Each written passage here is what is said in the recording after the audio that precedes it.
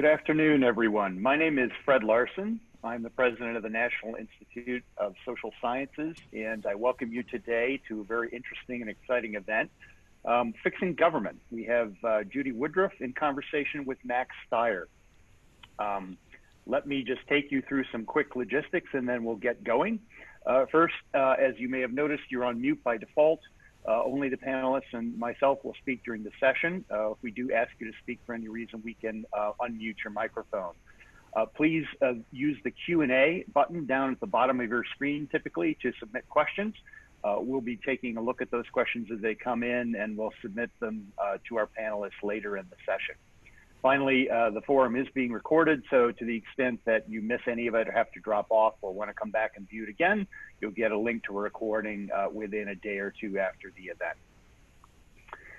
This forum is sponsored by the National Institute of Social Sciences. For those of you who don't know us, we're a congressionally chartered, not-for-profit association who seek to understand and improve our world through the study and discussion of vital societal issues. You can learn a lot more at our website, www.socialsciencesinstitute.org. Finally, getting to the main event, we've got some terrific panelists here today. Judy Woodruff, very well known as the longtime anchor of the PBS NewsHour, and Max Stier, who is the president for the Partnership for Public Service. The good news is Judy and Max know each other well, having worked together in the past, and I hope they will be able to take us through a very interesting discussion, and then we'll invite your questions as we get going. So if I may, I will turn it over to you, Judy and Max. Thank you, Fred Larson.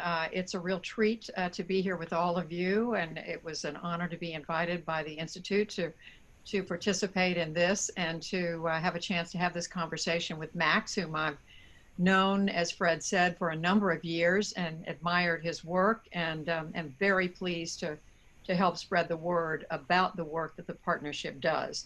I'm particularly glad to do this because I do anchor the NewsHour. Not much going on in the news these days, as you all know, so it was very easy to get away. But seriously, there aren't many things that I skip out on NewsHour for, but this was something I really did want to do. So I'm really, really pleased to be here. There's so much to talk about in terms of what is going on in our government today, in our country, and in the world today. So I think having a chance to talk to Max, to talk about the partnership and what it does, it really could not be more timely. So Max, I want you to start us off though with just a thumbnail. Remind us what the partnership is, how it started, what was it, 2001, so you're almost 20 years old. But tell us why an organization like this was needed, and what are you all about? Judy, first, thank you. I admire so much everything that you do to keep the public informed. You are an extraordinary journalist, and it's very generous of you to be giving your time, as you say, right now when there are so many things going on. I do not know how you survive as a journalist today. It seems like it's a constant sprint and yet a marathon course, and it's just extraordinary. So really, thank you for taking the time out to do this. And Fred, very kind of you to host, to shine the spotlight on this work, and thank you so much for all that you do at the National Institute, which is so important. So I will now come to your question, Judy, and thumbnail sketch here. It's quite remarkable when you think about our country and our democracy and how little attention is actually paid to the health of our federal government. It is our most important tool for collective action as a society. It's the only tool that we have to deal with our most pressing problems that has the imprimatur of the public behind it and taxpayer resources to get stuff done. And yet it's been neglected. And that's really what the Partnership for Public Service is about. In dealing with government, virtually everybody, whether it's business or nonprofits or philanthropy, you name it, they typically engage their government around a set of policy preferences that they have with no or virtually no attention paid to the health of the institution itself. And as a result, we have a government that is struggling, that is a legacy institution that has not kept up with the world around it. And what we do at the partnership is try to rebalance that equation. We are a nonpartisan organization focused on making the federal government work better. And we have a set of what we view as sort of high leverage activities that we do that we can talk about if you'd like. But that's in a nutshell what we do as an organization. And interestingly, there really aren't, very many of any organizations doing the same thing. So in the nonprofit space, we typically have the challenge of fragmentation of resources. Here, the bigger problem is just lack of investment and focus. And now is a moment when that's obviously even more important. No question about it, Max. I mean, I heard you say the government is struggling. That's been the case since before the partnership was founded. It's especially the case this year as the country deals with this terrible pandemic. I want to ask you, I know there are a number of things that the partnership does in trying to strengthen the federal government and the people who work in the federal government, but how has the pandemic increased the stressors, increased the workload, if you will, on our federal government? Right. Well, again, I think, I subscribe to everything you said about this being a long-standing issue. We've had decades of neglect and an institution that therefore hasn't been invested in ways that allow it to continue to meet the challenges of the day. And obviously what we face now is extraordinary, and certainly in our lifetimes, clearly one of the most crazy and difficult set of challenges. So when I said at the front end that what is our government, it's our primary tool for dealing with our biggest problems. We have our biggest problem, and therefore the stress on the government is quite extraordinary. It begins with the healthcare issues that the pandemic directly presents, and then it extends to the broader implications that the pandemic has created for us economically, and I believe beyond that. I mean, I think that this creates increased vulnerability around potential national security issues. This is a threat not only to us here in this country, but it's a worldwide pandemic. It's a destabilizing force, and the risks increase substantially that we are going to have to deal with all kinds of additional challenges as the time progresses. And our government is the only vehicle we have for dealing with that. I think it's most fundamentally about keeping us safe, and that safety is in jeopardy in all kinds of ways. I believe that institutions in today's world are really people, not the buildings themselves. And when we talk about the federal government, we are primarily focused on the 2 million civil servants who are working at every corner of our country, every corner of our world, and every corner of the federal enterprise. That includes the Centers for Disease Control, or the Department of Homeland Security, or the Department of Defense, I didn't actually include the U.S. Postal Service in that 2 million, but all those functions are staffed, are made possible by people who are public servants who are doing exceptional work. The vast majority of them are career civil servants, as opposed to the political appointees who generally receive the most attention.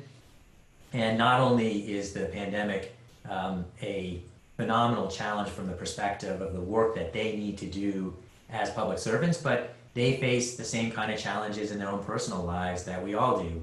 And therefore they are balancing serving the public with trying to take care of their own families and themselves. And that presents a lot of challenge as well. And lots of examples of that are pretty dramatic. You think about the Transportation Security Administration folks at the airports who are on the front line. You think about the VA nurses and doctors who are serving our veterans, and even beyond our veterans, because part of the function of the VA is actually being called in to help more broadly with the healthcare challenge. So you have all those folks, and then the people who are continuing to address more traditional national security issues, or trying to get support out to people through the Small Business Administration. I mean, the list goes on and on and on. The NIH is obviously fundamental, FDA. I mean, it's a laundry list of different organizations, but at the core of it, it's all people who are working to address real big problems for America. No question. And I want to ask you about some of those agencies you just mentioned in a minute.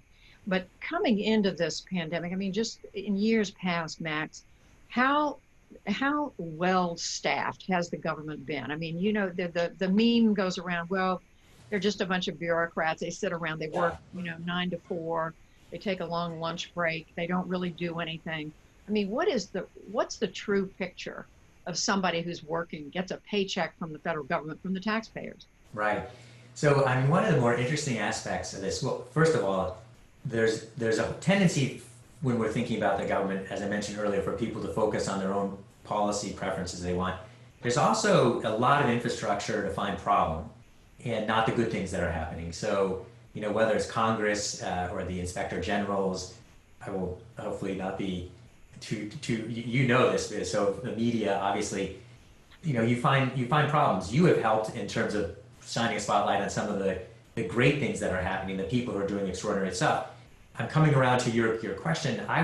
You say, who's the prototypical federal employee? And I would say Dr. Tony Fauci. I mean, of anybody who has, broken through into the societal conscious, he was there and has been there for a very, very long time. It's just the incidents of the day that bring him to the fore. But there are a lot of Tony Faucis in our federal government that no one knows anything about.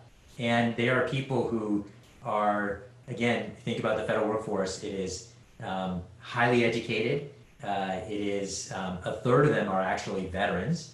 It's more diverse in terms of a workforce than the norm across corporate America, for sure. They are hardworking people who are there for the mission. If you look at the data, it will tell you that people in government are there way more for the service than anything else. And they're willing to go the extra mile more than a similar workforce in the private sector in order to achieve the goals of their organizations, whether they be, space at NASA or, scientific research at NIH. It's a mission-based organization. So as you say, the stereotype of like the person there for job security, et cetera, just wrong. All organizations have some people like that, but the driving force of the federal government is this sense of purpose. And it's extraordinary. Now, what I will say is that workforce needs to be refreshed. Only 6% of that workforce is under the age of 30. That number in, sort of more typical private sector organizations, is upward of 50%. At the Partnership for Public Service, where I don't even know, 60+% under the age of 30. And so we need a refreshing of the workforce, but you have exceptional people who, in my view, are being failed by the systems that they're operating in and often by the leaders that they have. So we are lucky as a country to have them, and we're not treating them very well. And how is the government doing that? I mean, how does the government try to, make sure, we know there are laws about diversity and so forth, but in terms of reaching the younger generation, you're right. I mean, our workforce at the NewsHour is 80% under the age of 30. How do you attract young people to do this work? So here's the interesting thing. There are a lot of young people who would actually welcome an opportunity to come into government. And I think we should want to have more. The bigger issue is less in energizing that next generation to want to come in. That's important. It's more in helping the government become a better consumer of that talent. And, you'll hear endless stories about the challenge of the federal hiring process from anyone who has come within, 100 miles of it. And it's true. It's a very difficult, onerous process. Even that is not as problematic as the fact that I mentioned earlier that you have amazing people being failed by the systems they're working in and the leaders that they have.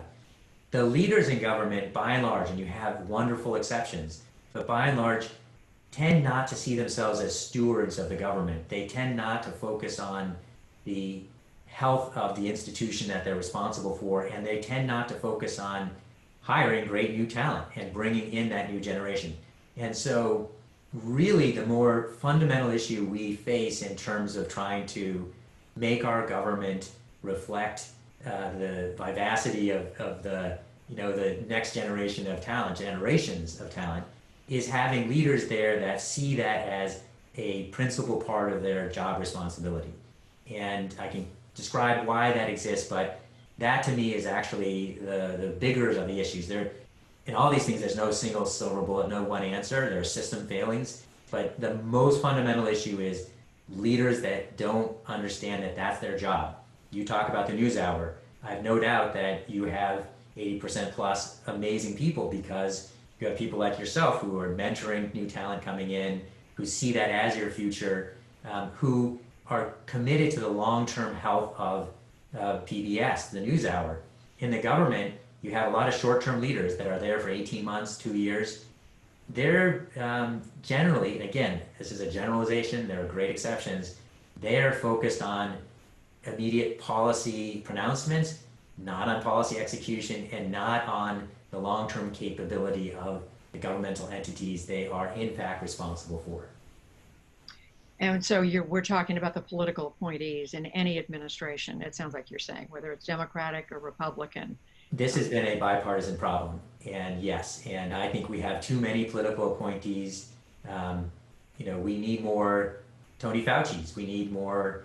The penetration of 4,000 political appointees, no other democracy that I'm aware of has anywhere close to that kind of penetration of political appointees. It's a vestige of the spoil system.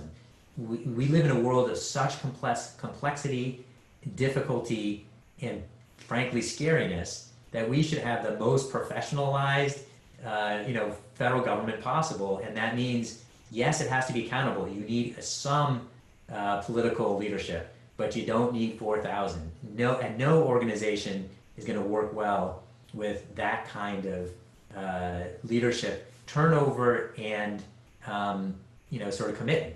So yes, we need fewer political appointees. We need a different expectation about what their responsibilities are. And there's also work that needs to be done with the career leadership. It's of a different sort. But to me, that is the most central aspect of where reform needs to occur. And you've looked at this for a long time, Max. Is there any realistic prospect that that's going to change? People may speak about it in a theoretical sense and say, yeah, it's a great idea. But once somebody is elected president, and as you say, it's a vestige of the old spoil system, there are a lot of people who may be looking for a job. Right. Yes. And so, if you're asking me, sort of percentages of likelihood of success, as my youngest son always says, if you don't take the shot on goal, you have no chance. So it may be low probability, but you got to take your shot. I think there is a unique moment, as you started with the pandemic. I don't think there's been any moment where there's been more clarity about the value of an effective government that we've had for anyone alive today than right now. And so, and I think there's a convergence of a bunch of different forces that all will lead to focusing on trying to make our government better. And that includes the pandemic, but includes the racial equity issues, which are so powerful, includes the technology change we're seeing, and it includes some of the weaknesses we're seeing beyond the pandemic around our government and how it's run. All of them, I think, open the door for possibility. What comes out of that depends on what we do. And to me, the two key things are to focus that energy in a constructive way, so it doesn't fall into a partisan, battle that leads to nothing, and a meaningful way, because I think even when constructive, the tendency around government issues is to look for the attractive, near-term, apparent victory as opposed to getting to the underlying issue. So you look at the creation of the Department of Homeland Security, it's a classic example of, structural reform to try to address a bunch of issues that were not actually structural in nature. And that becomes a distraction. So again, we need constructive and meaningful reform, and that's certainly what we're going to be pressing for at the partnership, and we need help. So we need, the amazing work that you do as a journalist, shining the light on, what works, what doesn't work, and why this really matters.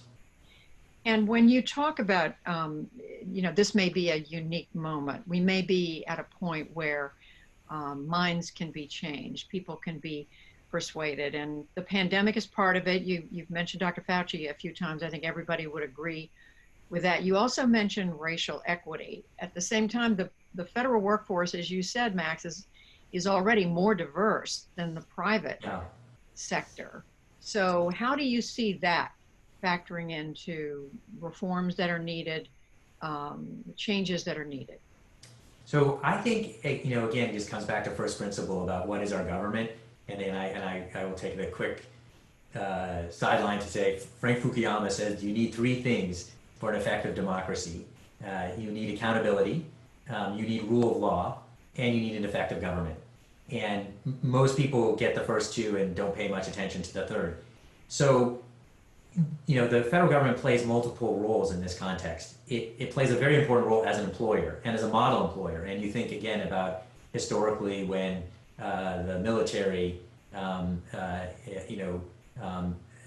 integrated. That was a major moment of leadership for the rest of our society to see that this was the morally right thing to do, and that it actually, improved our collective safety and welfare as a society. So the federal government has a proud history of being a leader in many of these areas, and it needs to keep working for it to be able to stay as a leader. And there's work. So I mentioned that it's more diverse in some respects. It is underrepresented in its general labor force with respect to Hispanics. It's underrepresented if you want, the more senior you get into the government on the career side. So there are fewer. There's less diversity when you look at what's called the top level of the senior executive service. And plainly, if you look at the very top, at the political appointees, you see a lot less diversity. So there's way more room as an employer for the federal government to get better. I think this is related to that generational question that we were talking about earlier. I think this is not simply a question of diversity. I think this is a question of diversity, equity, and inclusion. And I think this is a cultural issue. So I think the leadership within government, the career leadership and the political leaders need to develop better inclusive leadership skills.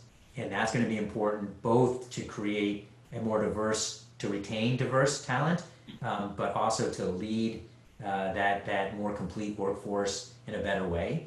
But I think the federal government plays more than just a role as the employer. It's, it is a critical force in whether it's the Department of Justice and the Civil Rights Division, or it's the Department of Housing and Urban Development.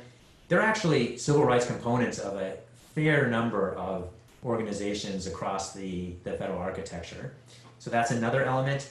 The functions that the federal government perform, whether it's around housing issues or safety net issues or education issues, they're very much fundamental to the question of the nature of our society that we live in. So leadership of the federal government, to my mind, plays a fundamental role in creating the society that we should want, a one in which everybody is respected for who they are, and everyone can be who they are without having to hide elements to succeed. It's a great strength of our society that we have diversity, and that strength needs to be supported and recognized, and historical problems dealt with. So I think the federal government has a very big role in trying to deal with those issues, and it has implications for how the government is going to function, not just the choices, again, the policy choices, but how it operates will be highly relevant. One element that we haven't touched on quite yet on this regard is, looking at COVID, the federal government is it should be the glue, the collaborator in chief across the architecture of our federalist system, and we're not seeing that. The intergovernmental function of government is not performing in the way that it needs to, and that's true in traditional disaster preparedness and response. It's true with respect to the pandemic. It's true in all kinds of ways. So anyway, I think these are all areas where there's room for improvement and opportunity to make our society better. Yeah, I wanted to ask you, and I'm hearing you mention something I want to ask you about, but in fact, I'm going to go ahead and follow up on that because I have another question about diversity. But when you say there's not the sufficient coordination and cooperation across agencies, give us an example of that. I mean, what would ideal cooperation look like right now in dealing with this pandemic?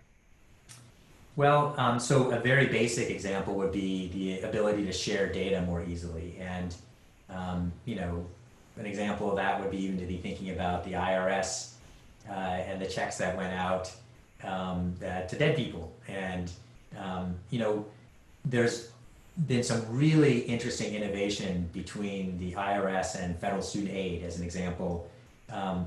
So again, not just focusing on the problem, but focusing on a success story, where historically it's always been, you have all the information in the government that you need with the IRS, but federal student aid would ask you for all that information separately. And now there's a way actually to integrate those data sets so you don't quite have the same amount of duplication, et cetera. That kind of stuff should be happening everywhere across the government, and it's highly relevant for the pandemic, in all respects, whether it's the economic issues or coordinations between CDC and the FDA. Part of this comes back to this issue of the legacy government that we have. When the government was built, every organization made sense. There was a reason for it. And then the world changed. And what I think is not the right answer is saying, okay, well, we need to restructure the government to meet the current world that we live in. I think what we need is a government that the current organizational units are able to collaborate effectively together to deal with a shared problem, that they have a shared objective. And that's the capability that we ought to be building into our leaders and to the workforce. And part of that will come from moving people around. One thing that doesn't happen is when someone winds up at a federal agency, they usually stay there for their whole career. So I mentioned earlier that the top leaders in the career side are called the Senior Executive Service, the SES. Only 8% of them move agencies once they become SES. So I think, again, there are solutions here that aren't about restructuring government. They're about understanding the human side and the relationship side. And if you've worked in another place, you know the people, you know their culture, you know what they care about, and you're going to be able to work more with them and more easily. And so those kinds of things, I think, could improve the situation quite dramatically. You need that within the federal government. You need that better collaboration between the federal government and the legislative branch, because another whole set of areas where you have things break down is that relationship. So again, if you think about it, I can't even remember if it's 1992 or whatever it is. The Congress has not done a budget that has come out on time in forever. Maybe it's 97 or 98. And if you think about it, could you imagine running an organization like PBS NewsHour or any place else when you had no idea what your budget was, that you would be told, you don't know when you're going to be told, but you might be told, here's 3 months of money, and we'll figure out later what else you're going to get. Well, of course you can't run that efficiently and well. And that's a question of, again, the coordination between the legislative and executive function. Then you have the federal, state, local, and the public-private sector stuff. So all 4 of those kinds of cross organizational issues are really critical to get right. We have problems today that are so complex and large, they do not respect the institutional boundaries that were created in the past. And so we have to have people and culture and capability that is able to mix and match in a very different way. So I'm thinking of 100 different questions listening to you speak, Max. One is, why aren't people moving more frequently from agency to agency? Once they rise to the higher levels at one agency, why couldn't they move? Yeah. Address that for a moment. So Judy, first of all, my problem is I say too much. So I don't know, thank you for keeping me in some organized fashion here. And yours is the perfect question. It's always the best question. It's like, why isn't this happening? It's the right question to be asking. And I wish I could give you a single answer, but there are a couple of things at play here. One of them is people are people wherever they are. So the people are entirely mission oriented, but they're not rewarded to move. They're rewarded to stay in place. And if you have a system that says you're more valued if you stay in the same place, then that's what people are going to do. And unfortunately, it's now become the norm where if someone is moved, it's usually because they're not very good. And it's a way of dealing with the problem that you put them, someplace else. Part of it is the nature of the talent that gets promoted into these executive top-level positions, where a lot of them are, frankly, subject matter experts and not traditional executives. And so it's the type of person that is getting pulled into these spots. Most fundamentally, it comes right back to the issue around the young talent coming into government. It's the leaders. You don't have people who are actually in charge, who care about this, who pay attention to this, who are thinking about, well, if we don't move these people around, we're not going to have a long-term successful organization. They're thinking, why would I give up my extraordinary person to send them to over there for the next 2 years when I'm gone in 2 years? I've just lost like my few good people. So a lot of this is the internal incentive. You look at the military, they have an enormous investment in their talent to actually create developmental plans for them, and they look out for them. And in fact, you cannot be a flag officer unless you have a joint duty, assignment.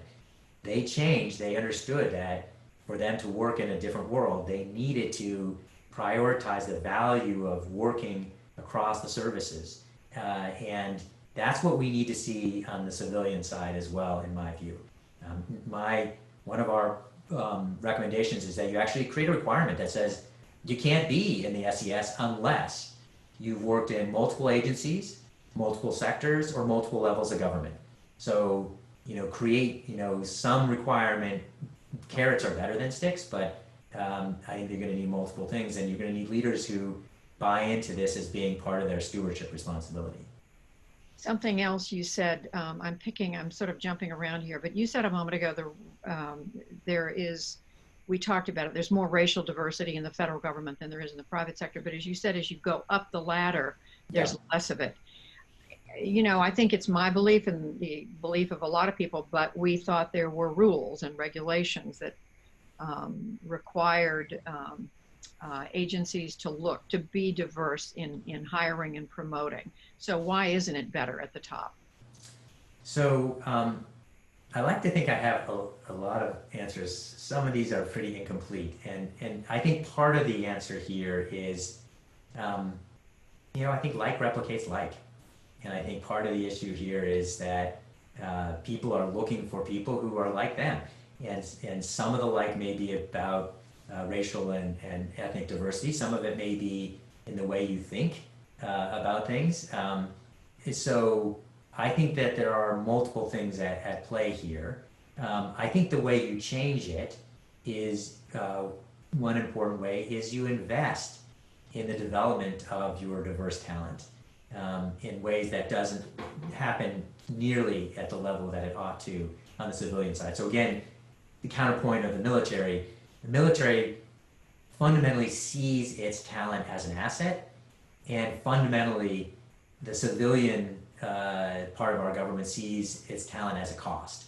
And that's a very different approach to how you manage it if you see it as a cost versus an asset. So I think this issue is baked into the broader question of why we don't have better in government. The diversity issue is also part and parcel of what needs to change. Again, I think if you do a better job of recruiting new talent in, new diverse talent, you're also creating a better pipeline in. Federal government doesn't do a great job of lateral hiring either, especially at that most senior level, the SES level. Again, it's actually 92% of those top people get selected from within. And that process of selection is so onerous that it's, again, I'm speaking in generalizations, there's some exceptions, but it's so onerous that pretty much only people from the inside have a shot. To know what they have to do to be able to run through the process effectively. Or, in effect, they're the person that's been sitting around the longest waiting for the spot to open for them to be selected. But I want to be super careful here because I'm describing a lot of challenges inside the federal government. It's still the greatest deal that the American taxpayer could possibly have. It's doing the workforce doing extraordinary things, but it's not doing what it could be doing today, and it's not doing what it will need to do for the future if we don't change the way we are investing and managing it pronto. You've mentioned technology, Max. Talk about where we need to be with regard to technology. And I recognize technology is changing so fast, none of us can keep up with it. But where does the federal government need to be, and where is it? So again, some places in the government are phenomenal. And when we talk about best-in-class technology, a lot of it comes from the federal government. And whether it's the internet or GPS. The government is a huge incubator and investor in technology. And it's a little bit like the, cobbler's children who have no shoes. By and large, the federal government is not a great consumer of best-in-class technology or user of technology itself. And again, certainly there's some great exceptions to this, but federal government's the largest, acquirer of talent. It spends on the order of $90 billion a year on technology, and something close to 80% of that is on what's called operations and maintenance, O&M, and that's basically keeping old systems alive. So there's a lot of the federal government that is, not duct tape and rubber bands, but pretty darn close, with 60-plus-year-old systems that are running the IRS, the Social Security Administration. In 2018, the IRS's tax system went down on tax day. One of my favorite examples, thankfully, just got changed in the last year, but it used to be that the system at DOD that managed the movement of the nuclear warheads was done on an 8-inch floppy drive. And that was like last year that got changed up. So, again, you can cherry pick terrible examples, but by and large, the government is underinvested in best-in-class technology. The technology workforce is also in need of refreshing. So there are, this may sound a little tortured, but I think you'll get the point. There are 5 times as many people over the age of 60 as under the age of 30 in IT in the federal government. So, yes, so in IT. Now, truth is that the government probably needs many of those people who are older because they're the COBOL programmers and such, but it's indicative of a gap. Now, I don't think this is actually the worst problem for the government on technology. I think the more problematic problem, that's not probably good to say, problematic problem, but the larger problem is that the leadership itself is insufficiently educated about the opportunities that emerging tech and existing tech present for better mission delivery. And I think that is, again, if you're looking for, amongst a very complicated set of problems, the point of leverage to change, getting the leadership to, and I'm not talking about the chief information officers, the CIOs, et cetera. I'm talking about the program leaders who don't have to be technologists themselves, but do need to understand technology and what it can do to help them provide better delivery of service, and understand the change management skills necessary to move their organizations from where they are today to where they need to be. And we're actually at the partnership working on an effort to educate top leadership around technology issues. And we actually, Microsoft has initiated this work with us. Satya Nadella has been just a phenomenal champion for this. Google has come in, the Ford Foundation. Darren Walker has this awesome vision of creating a field of public tech. So I'm a volunteer. President of Ford Foundation. Yeah. Yes, President of Ford Foundation, and his notion is you see public interest law as a very vibrant part of the legal profession where top talent wants to do things for the public good as a lawyer in the legal profession. He thinks that should exist as well for technologists, and part of our interest is making sure there's not just a supply, but there's actually demand on the public entity side. So anyway, so you need to have leadership in government, both career and political, understanding how important it is to making these investments, not just financial investments, but educational and talent and organizational investments to make this real. But the quick answer to your question is, if you want government to work better, we have a lot of work to do in this arena. It's an immensely powerful opportunity, and not just in the silos that exist, but thinking about this holistically across the government. And just to clarify, when you say there's a certain category of leaders who need to get this and understand it better, you're not talking about agency heads. You're talking about people who run the tech departments. What are you saying? I think it's so this is what I think is maybe a little counterintuitive.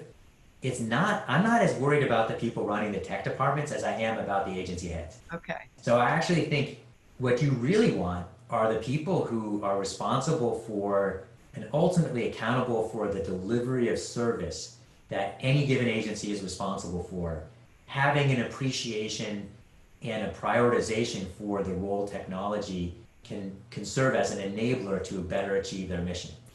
And this is fundamental, in my view, to the changes that need to take place. Because this is not just about like buying something. It's not like, oh, I'm going to buy the new computer. It's rethinking how we operate in our government. It's understanding that the data we have provide opportunities for phenomenal insight into better decision making and better service to the public. It really is a new world, and to enter that new world, we need people who understand the possibilities and are invested in those possibilities and have the organizational chops to move their organizations from where they are now to where they need to be. So that to me is by far and away the harder and more powerful lift that needs to take place to address the technology issues that are going on. Think about Obamacare for a second. Huge fight over the responsibilities of our government to Americans around their health care.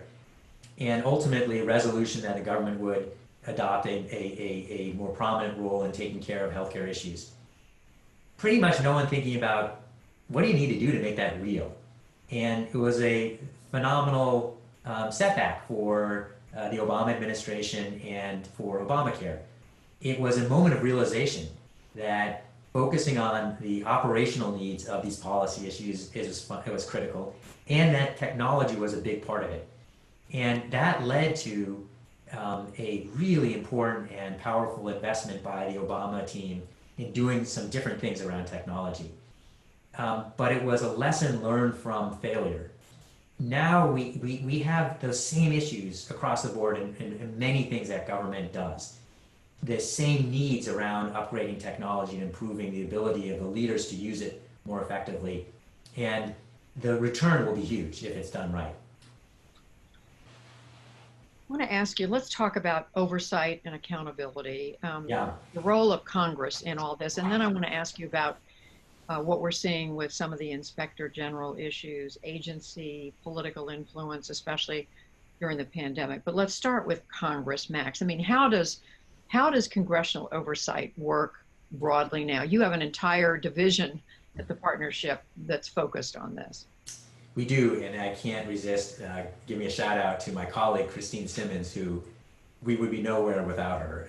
It was again, people are everything. It was the greatest gift when she decided to join the partnership. She came out of the Bush White House and had worked for Senator Voinovich as his staff director and on the House side, and she's genius. I mean, so she has made such incredible progress. I think we're a tiny organization. We've encouraged something like 50 pieces of legislation that she's really, been responsible for making happen. You're 100% right. Congress is, in our system, we have, a separation of powers, and it's a more challenging system from a management perspective, where you don't have the integration of the executive and the legislative function. And there are 4 ways in which the Congress is actually responsible for the executive branch. They set the underlying purpose of all these organizations, whether it's the Department of Homeland Security or Department of Education, whatever else it is. We talked earlier a little bit about the budget.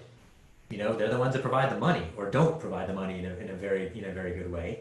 The third is the appointments, which you touched on earlier, and the fourth is oversight. And bluntly, and again, there are exceptions. There are members that are incredible. But by and large, they are not very good stewards of the executive branch. They suffer from some of the same problems that the political leaders have on the executive branch side. They don't often understand the real needs that the executive branch has, and oftentimes the solutions they choose aren't the right ones for dealing with the real issues that are underlying the problems, or they focus on policy and without figuring out the investments on the operational side. So oversight I think is part of, done well, is a phenomenally powerful tool for making our government work better. one of the ways we push, about our best places to work rankings, where we've got, we encourage the law getting passed that requires every agency to conduct an annual employee survey. Our view is, what employees think about their organizations is a good proxy for actual performance. There's tons of research to show that's true. And we've seen it. We did a study with the VA. If you look at their employees and how engaged they are against every VA hospital, and then the customer satisfaction of the veterans who are getting served there, and nurse attrition, you see a close correlation. More engaged employees, better customer service, better, health outcomes, et cetera. Congress does a hearing and says, let's look at the best places in government to work. That's an enormous incentive for agency leaders to then care about, hey, I actually need to be paying attention to this, investing in the management, whatever. That's oversight worked well. The gotcha oversight, in my view, not so much. And that has become more the norm, where political points are getting scored and not real investigation. And the other place where oversight can be really important is sorting out complex issues. So I think there will be intense interest in modernizing government. We talked about that. Congress needs to look at it seriously. They need to hold, considerable number of hearings. They need to bring experts in. They need to create a dialogue, conversation among critical stakeholders. That would be good oversight before legislating. Because again, one of the challenges is that even with good intent, there are a lot of unintended evil consequences that come from, poor legislation. And if you don't, you'll never get it all right at the front end, but you'll do a lot better if you actually have, good oversight at the front end before you legislate. Max, how much harder is it to do all these things, whether it's oversight or get a budget done, any of the things that matter to the federal government in this deeply polarized and increasingly politically polarized environment that we work in, where the other party is not just the adversary, they're the enemy? Right. So, everyone knows the answer, that it's obviously harder. What and again, I'm not being Pollyannish about this, but I have found in many testimonies I've given on the Hill that it is actually possible to sidestep that partisan argument and focus on management issues that draw support across the aisles. And the normal conversation that I have whenever I've been on the Hill in any hearing is if we present the opportunity for improvement, that there's usually buy-in from both sides. If you have the argument about government big or small, then of course you wind up in a partisan conversation. But if you have the conversation around whatever it is that government's doing, it should be doing it better, and here's some ways to do it, not the problem, but here are some actual solutions, we have found real appetite.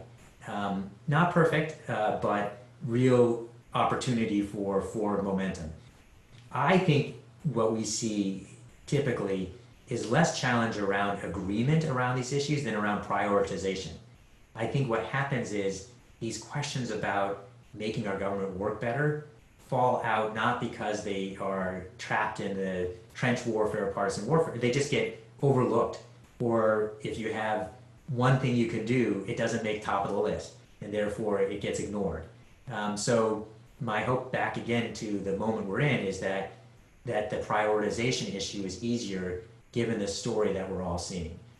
Because there's so much that could be done that isn't partisan, that would have, not fix everything. We'll never get to management nirvana.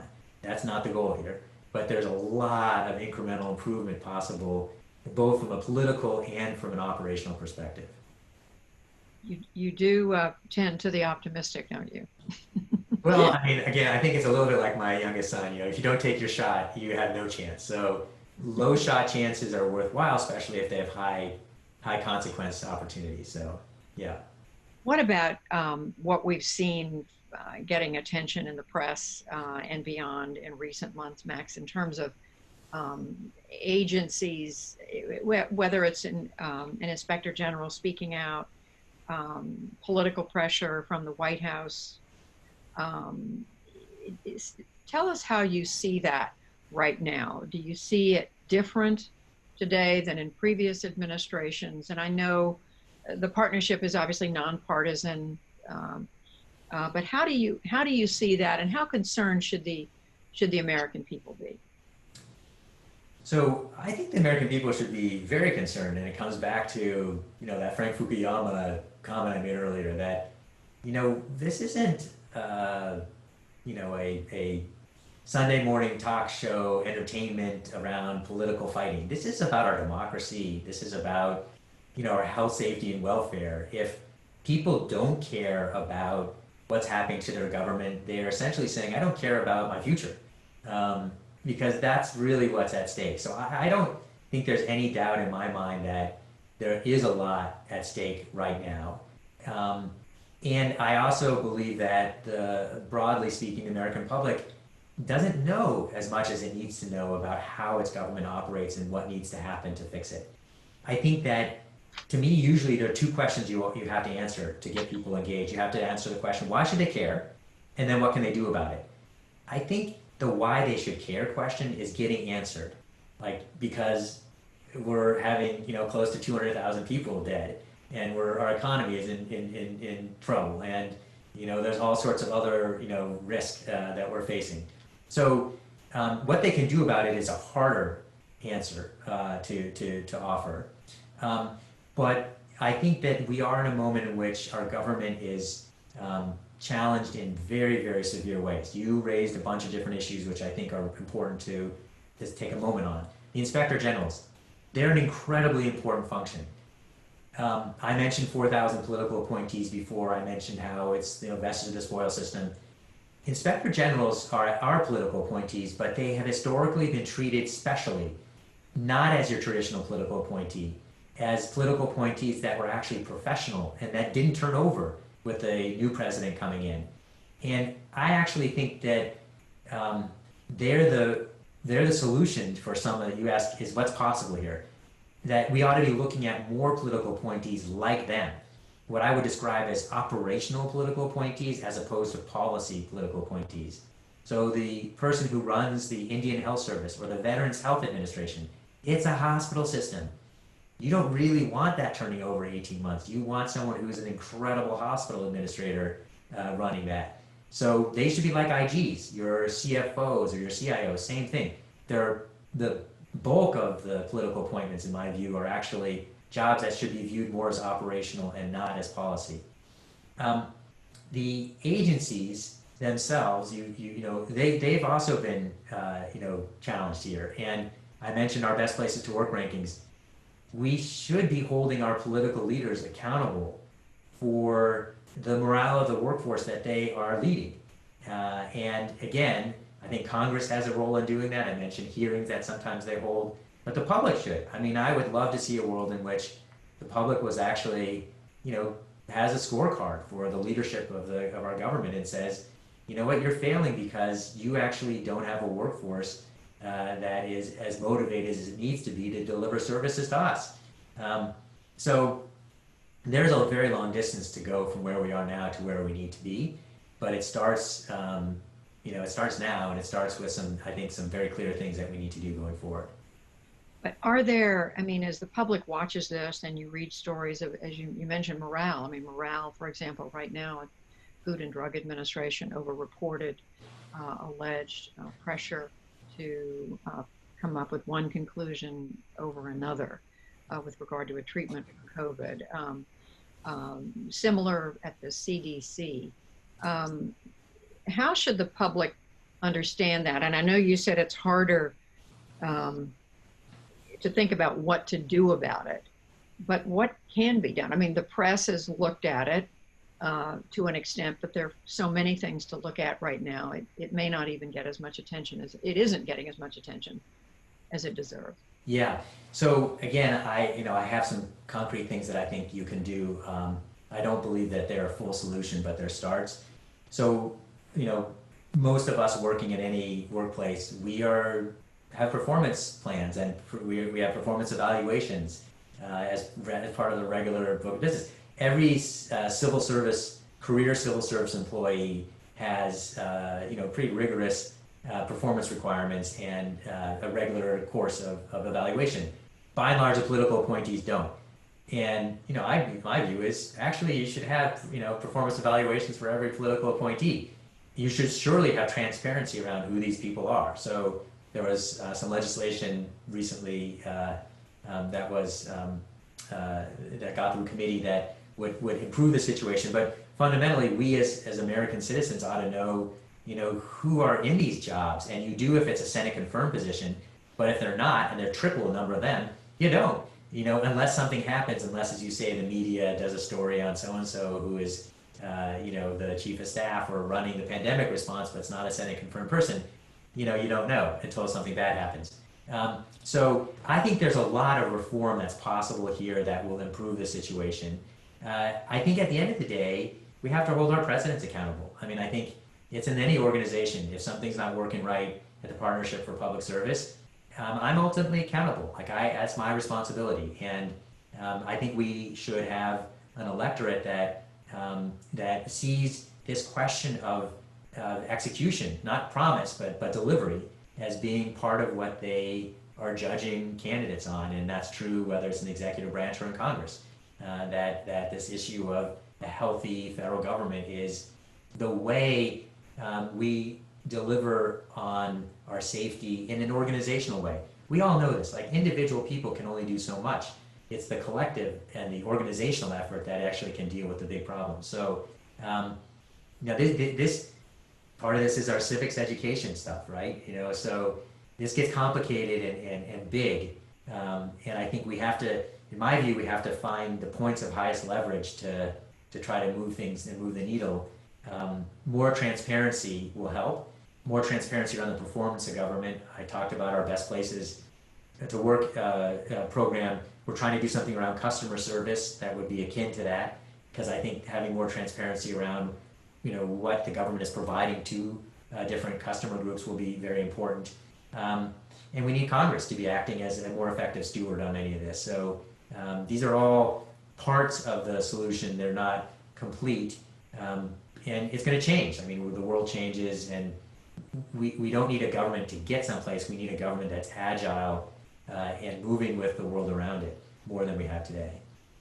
In just a minute or two that we have left before I think we're going to take questions, Fred, from our visitors, guests online.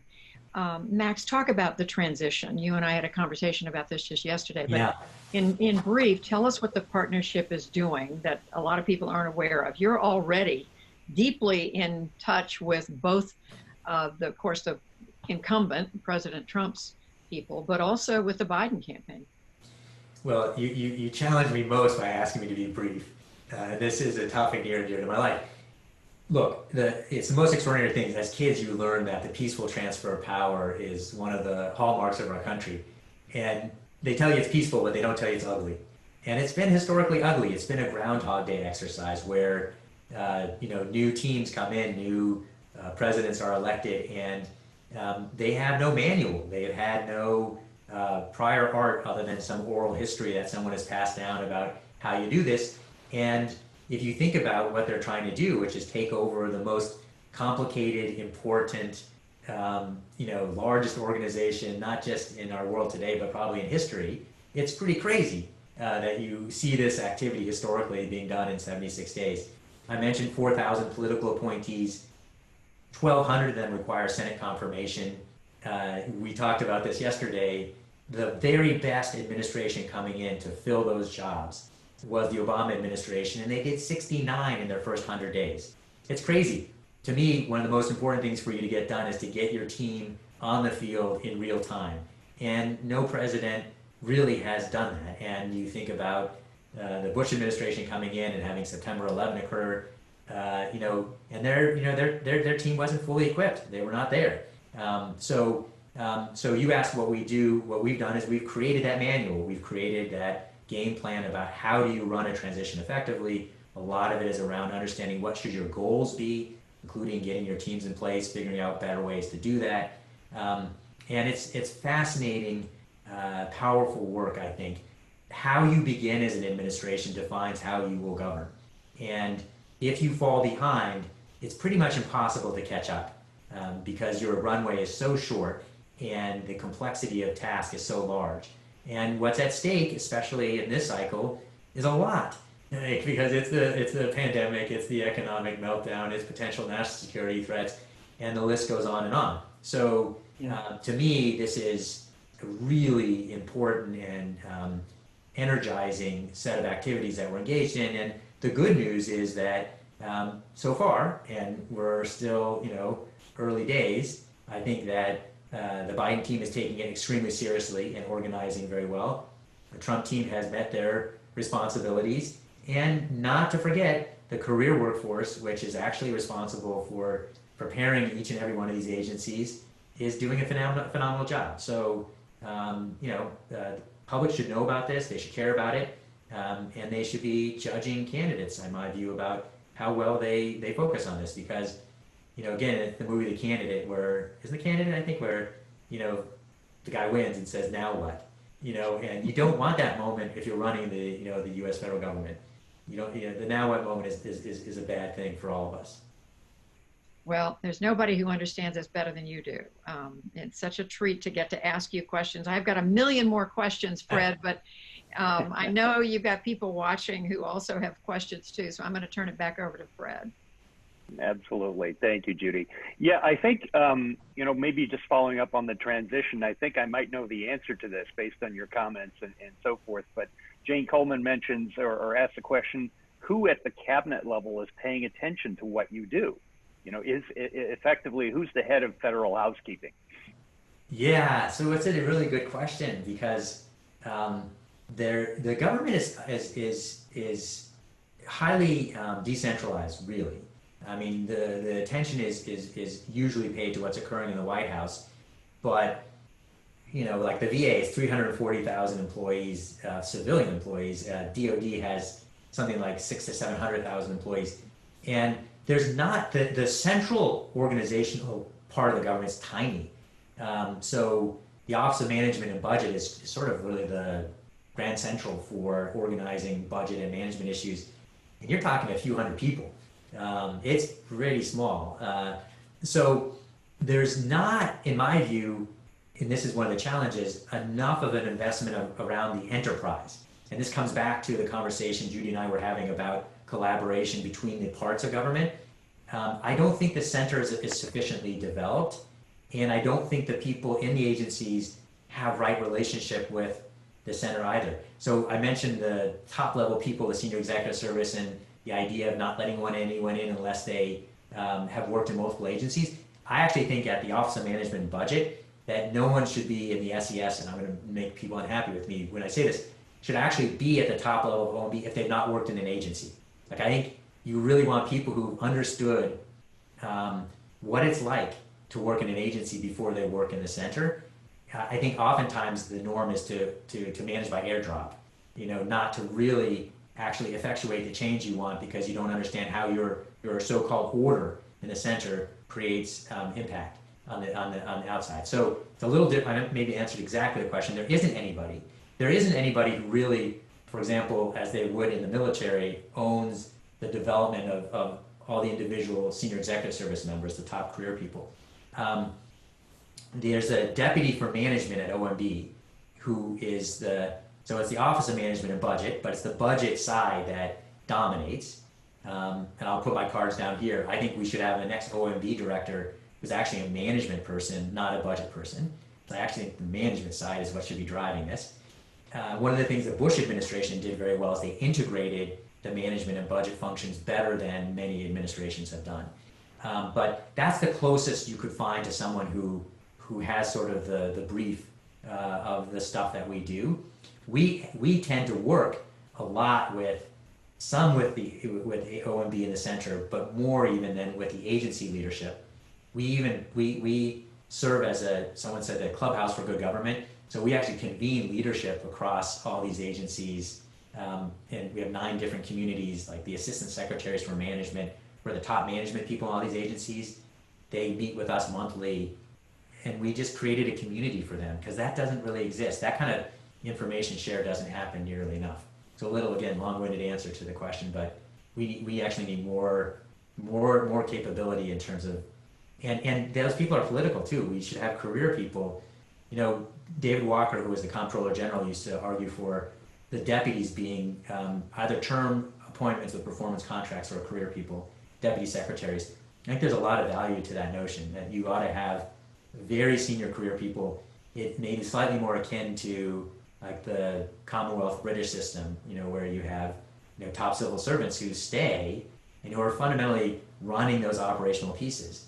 And by and large, most other countries, they're dealing with very similar problems as we are. They're doing a better job in some of these places, and I think it's because they have a more professionalized civil service. Judy, I have some more questions of my own as well as the group, but you've done such a great job. I wanted to let you ask one or two of your questions if you had some. Well, and I mean, I could just pick up on what, you were talking to Max about just then. I keep coming back to the fact that there's this mix of people who've spent their lives or, decades Yes. in the government and the incredible work they've given to the public. And as you keep saying, the need, as you said at the outset of our conversation, the need to get fresh approach, fresh ideas in. And I wonder how you could do that. I mean, do you mandate it? Do you encourage it? I mean, how do you see it? So I think one way is take the people who've been there a while and the very best ones and give them opportunities to spend time in the private sector or in a public sector at a different level. Again, the military does this, and I refer to the military. They have plenty of challenges, but they do a lot of this stuff really well. And the talent management development stuff, I think they do much better than we see in the civilian side. So again, as you said, the average tenure, and my data is a little old, but it's something like 17 years for a federal employee. Allowing them to spend 6 months, supporting the best of them to go and spend time in a nonprofit and wherever else it might be, would be one way of injecting the different experience, the new ideas in. And then I think more broadly, I think we need to challenge the norms in our government where it has largely been a career model rather than a career builder model. And when I say that, it means that it used to be that people were expecting to stay with the same organization for a very long period of time. Plainly, the norms have changed. People expect to change employers more frequently now. The federal government, in my view, still typically, not only, but typically hires in what I would describe as a smaller and smaller pool of people who are thinking about staying for a very long time. I think building more channels into government for shorter periods of service would be good. And it'd be good for government, it'd be good for the talent, it'd be good for the talent that leaves and then goes to different organizations so you have more understanding and appreciation of what the government does and the value that it has. But I think you need a set of different interventions to address the issue that you're describing. Develop the people you already have, create multi-channels of entry that are maybe shorter term, open the aperture for recent graduates to be able to come into government, and have leaders that are actually thoughtful and care about this, that are thinking about their workforce planning and the need for that new generation of service. And I'd be remiss to say we also need to excite people to want to come in too, and have a process that's effective in identifying the best people and quick, which it isn't today. Fred, do you want me to ask another question, or feel free to jump in? Let me jump in. Go ahead. Yeah, maybe it's following up on that answer, Max. John Palguda asks, what are your thoughts about the Office of Personnel Management, the federal government central personnel agency? Well, I will do something I probably shouldn't do, but my nickname for John Palguda is John Palguru. There's no one who actually knows more about our system than he does, so it's fun that he's on. I haven't talked to him in too long, and he's asking about the Office of Personnel Management. Judy, we had talked about the central entities a little bit about what's there. There are two organizations beyond the Office of Management and Budget that really have government-wide purview over key issues. One of them is what's called the General Services Administration, which deals with the buildings and the stuff. And then there's the Office of Personnel Management, which deals with the people. And it's been challenged. It doesn't currently have a confirmed leader. It has not had a confirmed leader for quite some time. there are, I think, other concerns about its function that are real. I think it plays an important function. This administration, earlier on, it doesn't seem as if this is something that continues to be a priority, but talked about dismantling it. Fundamentally, this comes back to my earlier points about structural reform. I don't typically think those are the right solution set, and I actually think there is a real need for an enterprise, government-wide perspective on talent management that the Office of Personnel Management is really important in providing. And therefore, I think it's less that it should be dismantled, it should be reinvested in, and it comes back to leadership. It needs, very qualified. It's like the veteran that I mentioned earlier, the political appointee that is an operational person, the head of the Veteran Health Administration, somebody who is a hospital administrator and really good at that. The Office of Personnel Management needs someone who is really good at the talent management issues and who's going to stay there for an extended period of time. It's actually a term appointment, but people haven't stayed the whole term. Change in government, change in any organization takes a while, and in government, I think it takes even longer. And so having someone spend 5 years there, reinvigorating it, their role, in my view, should be providing that push to all the questions, Judy, you're asking for in terms of providing the vision in terms of the reforms that need to take place government-wide, and they need to be focused internally on improving the capability and investing in the capability of that organization itself. One of the important ways that could happen is having a very effective deputy director. There's also been no deputy director over in a very extended period of time. There have been big gaps on the deputy spot, and you need someone who's focusing on the inside as much as the outside. So anyway, but if you want to have a better answer, go to John Palguru himself. He's really the expert on this stuff. Excellent. It's an enormous job, and you've laid out very well sort of the dimensions of the job, and you mentioned yourself the Partnership for Public Service is a relatively small agency. What is your priority list? What do you think needs to be done first? And maybe the answer is everything all at once, but what do you focus on most? So everything all at once is obviously not a good answer. So there are a lot of things. Our strategic plan is 5 elements, and it begins with a transition, because our view is how you start is how you govern. Like if you mess that up at the start, really hard to catch up, and you're stuck. The second piece comes back to, again, something we talked about, which is understanding what's happening. What we call performance insight. We talked about our best places to work. I saw Judy, you nod when I talked about customer service or customer experience. I mean, if you think about what the root causes of dysfunction in government are, it starts badly, typically because of poor transition planning. You have leaders that are short-term, that don't align to the long-term needs of the organizations that they run. You have public goods that you're seeking rather than financial returns. So there's little appreciation for what good or bad performance actually looks like, because you don't have stock price, you don't have P&L statements. So measuring performance is way harder and not really available.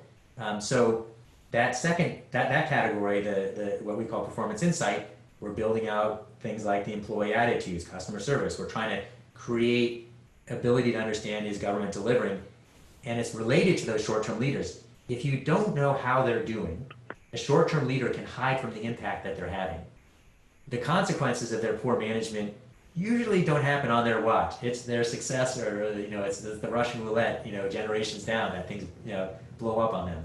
So start right, transition planning, performance insight. The third piece for us is equipping leaders to be successful. And that includes the political leaders and the career leaders. We train about 5,000 career executives every year. That number is increasing. We help them with that talent pipeline question, issues around technology, change management, innovation, really helping that individual leader be successful.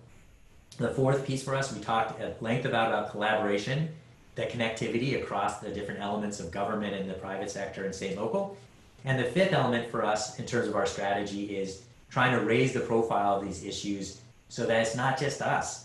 We're always going to be a small organization. We need business, universities, the media, philanthropy to say, yeah, we care about the policy choices of government, and we understand that good policy can't happen if it can't be executed effectively. And so, think about the Business Roundtable, think about all these organizations that are extraordinary that largely focus on policy. Can they also focus on that execution imperative? So that's us. So you say to me, like, what's our priority list? That's our strategy. Now we have a lot of different programming that we do. If you talk to people inside the partnership and you ask them for, probably the biggest complaint is that we probably do too much. And my tendency is to keep pushing that way, and that's could be a problem. But it's a complex system failing, and one thing is not enough. Like, you couldn't simply focus on, I'm just going to focus on getting good talent in and think that you were solving the problems here. But part of our theory is be constructive. Like, finding problems is easy. The solution set is the hard part. Think about continuity, which is key. Ensure that we're credible. Look for high leverage. Look to be catalytic, which is also really important because we're small. Our resource base is super small. So transition is a high leverage engagement. Best Places is a great high level engagement. U.S. News figured it out. You do rankings, people pay attention to those. So we look for places where we think, and leadership is high leverage. I mean, the leader affects the whole institution. So we look for those points of intervention that have that kind of leverage. Great.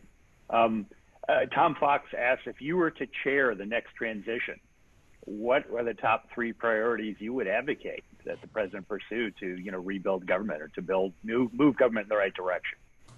Well, if you were chairing the transition, so your job would be, first of all, you get your team in place in real time. We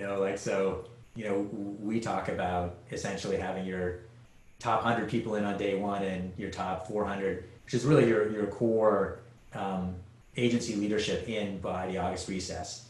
And no one has even come close, but no one's tried. Like, no one has seen that as the goal. One of the more interesting things about this is that I think historically transition teams haven't started with the right goals, and therefore they haven't achieved them. So if you're the chair, that's job number 1. Your people in place is fundamental. I mean, this is the way transitions are typically organized. You need to have a front end agenda that's about delivering on what your candidate promised.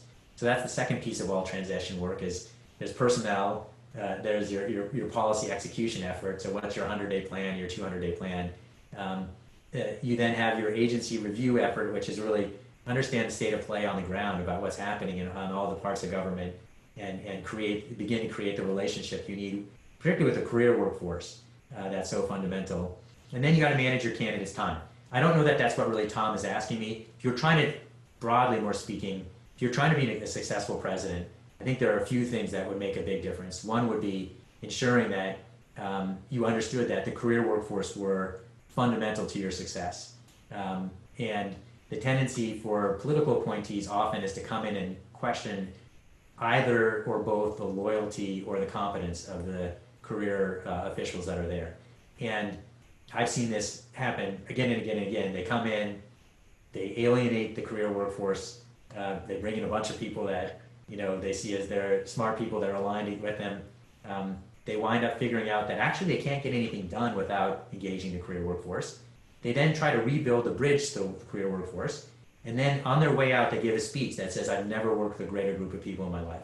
And they didn't get done what they could have get done. So that first thing is really understand that at the end of the day, you're not there that long, they are, and they're fundamental to success. So learning from them, getting their buy-in, engaging them effectively, and helping them is a big part of what you need to achieve. And there's a bunch of other things, working with Congress effectively that are pretty critical. Understanding that the jobs are so demanding that inevitably, not inevitably, but often the urgent crowds out the important. So actually building parallel capability is really important as a leader in government. It's akin to what you need to do as a candidate. You have a campaign operation and you have a transition operation, because you got to try to win, but if you don't prepare to govern, it'll be too late if you actually do win. in office, you have to do the same thing. There are a set of things that are going to be urgent, the fire hose of issues that are coming at you. And at the same time, you need to be able to look out further ahead about the things you want to achieve and build that parallel capability to get it done. There's a lot of stuff that I think is just different about operating in government. It is by far harder than any place else, like any other executive position. Having people who understand that, who also are onboarded effectively. We have a whole curriculum for new political appointees, which I think is vital. Oftentimes, administrations pay a lot of attention to who they bring in, but not to helping them succeed by giving them the information they need or to getting them to work together as a team. That's another aspect that administrations fail on. It's not individual achievements, always team. And the process of bringing people in is how you begin to set up your team. If you drop them in seriatim, you won't have team. If you bring them in as a team, you have a better shot at team. You train them, you grow them as a team, you value, etc. So anyway, there's a lot. A lot of this stuff is in our transition guide, and but it's awesome work and it's meaningful. So it's exciting. Just a quick follow, Max. How important is it that an agency head, a cabinet secretary, knows something about the area that he or she is heading? I mean, is it more important to have that executive experience that you mentioned a minute ago, operation experience, or knowledge of the field? I think I'm a big believer it's the executive experience. If you see some of the really best cabinet officers, they've been in multiple agencies. They've led multiple agencies. You think about like a George Shultz or somebody like that. Like, doesn't happen as much these days. But I think what people misunderstand is the government has an incredible depth of subject matter knowledge. But your job is not to be the smartest person or the most knowledgeable person in the room. Your job is to be the conductor, to be able to make those incredible subject matter experts and other program leads work well together as an orchestra.